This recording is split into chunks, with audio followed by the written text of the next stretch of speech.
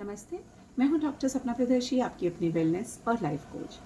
आज नवरात्रि का सप्तम दिवस है और आज के दिन माता कालरात्रि का ध्यान किया जाता है। आज अपने सहस्रारा चक्र पर अर्थात क्राउन चक्र पर ध्यान लगाने से, माता कालरात्रि की पूजा करने से आपका सहस्रारा चक्र जागृत होता है और सुरक्षित रहता है। तो चलिए हम सब मिलकर सप्तम अध्याय का पाठ आरंभ करते हैं। चंड मुंड का वध नामक पाठ है ये। मैं मातंगी देवी का ध्यान करती हूँ। वे रत्नमय सिंहासन पर बैठकर पढ़ते हुए तोते का मधुर शब्द सुन रही हैं। उनके शरीर का वर्ण श्याम है। वे अपना एक पैर कमल पर रखे हुए हैं और एक मस्तक पर अर्धचंद्र धारण किए हुए हैं तथा कहार पुष्पों की माला धारण किए हुए वीणा बजा रही हैं। कितना अति मनोहर दृश्य है ये। उनके अंग में कसी हुई चोली शोभा पा रही है। वे लाल रंग की साड़ी पहने हुए, हाथ में शंखमय पात्र लिए हुए। उनके बदन पर मधु का हल्का हल्का प्रभाव जान पड़ता है। उनके ललाट में बिंदी शोभा यानी कि बिंदी शोभा पा रही है और माता का यह रूप शोभनीय है। जितनी देर भी हम उनके इस रूप को निहारते रहें, हमारी आंखें भरेंगी नहीं। तो चलिए आगे बढ़ते हैं। ऋषि कहते हैं, इसके पश्चात शुंभ की आज्ञा पाकर वे चंड मुंड आदि दैत्य चतुर्गणी सेना के साथ अस्त्र शस्त्र सभी लेकर के चल दिए। फिर गिरिराज हिमालय के स्वर्ण में ऊंचे शिखर पर पहुंचकर उन्होंने सिंह पर बैठी हुई देवी को देखा। वे मंद मंद मुस्कुरा रही थीं। उन्हें देखकर दैत्य लोग तत्पर ही उनको पकड़ने के लिए दौड़ पड़े। किसी ने धनुष तान लिया तो किसी ने तलवार संभाली, तो कुछ दैत्यों ने देवी के पास आकर खड़े हो गए। तब अंबिका ने उन शत्रुओं के प्रति बड़ा क्रोध दिखाया। उस समय क्रोध के कारण उनका मुंह काला पड़ गया था।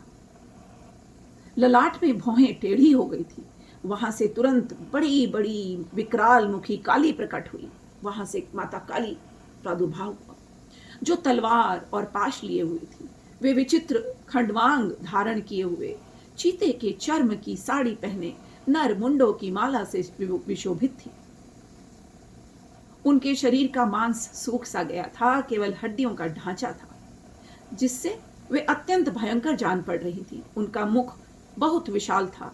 जीभ लपल पाने के कारण वे और भी डरावनी लग रही थी। माता का ये रूप भयानक था।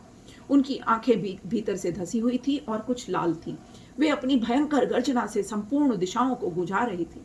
बड़े बड़े दैत्यों का वध करती हुई वे कालिका देवी बड़े वेग से दैत्यों की सेना पर टूट पड़ी और सबका भक्षण करने लगी। एक एक करके मां उन्हें खाने लगी। हे माता काली, सबकी रक्षा करो। वे पार्श्व रक्षकों, अंकुशधारी महावतों, योद्धाओं और घंटा सहित कितने ही हाथियों को एक ही हाथ से पकड़कर मुंह में डाल लेती थी। इस प्रकार घोड़े, रथ, सारथी के साथ रथी सैनिकों को मुंह में डालकर उन्हें बड़े भयानक रूप से चबा डालती थी। किसी के बाल पकड़ लेती, किसी का गला दबा देती और किसी को पैरों से ही कुचल डालती और किसी को छाती के धक्के से मारकर गिरा डालती। असुरों के छोड़े हुए बड़े बड़े अस्त्र शस्त्र मुंह से पकड़ लेती और क्रोध में भरकर उनको दांतों से पीस कर डालती। अत्यंत भयानक दृश्य था ये। काली ने बलवान एवं दुरात्मा दैत्यों की वह सारी सेना रौंद डाली, खा डाली। कितनों को ही मार भगाया। कोई तलवार के घाट से उतर गया तो कोई खड़वांग से पीटे गए और कितने ही असुरों को दांतों से अग्रभाग से कुचल जाने के कारण उनकी मृत्यु हो गई। इस प्रकार देवी ने असुरों की उस सारी सेना को क्षण भर में ही मार गिराया। यह देख करके चंड उन अत्यंत भयानक काली देवी की ओर दौड़ा तथा महादैत्य मुंड ने भी अत्यंत भयंकर बाणों की वर्षा तथा हजारों बाण चलाए। उसे चक्रों और भयानक नेत्रों वाली देवी को आच्छादित कर दिया।